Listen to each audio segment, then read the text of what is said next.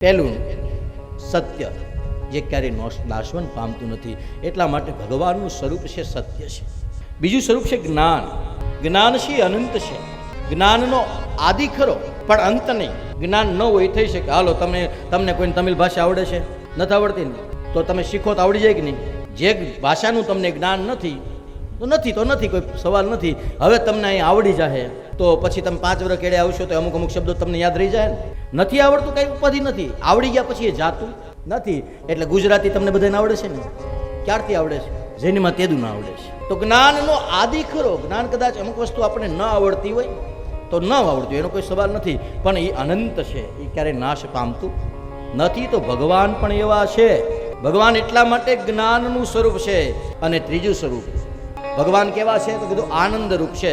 આનંદ એટલા માટે છે કારણ કે હર્ષનું વિરોધી શબ્દ છે શોક, સુખનો વિરોધી શબ્દ છે દુઃખ, આનંદનો વિરોધી શબ્દ નથી.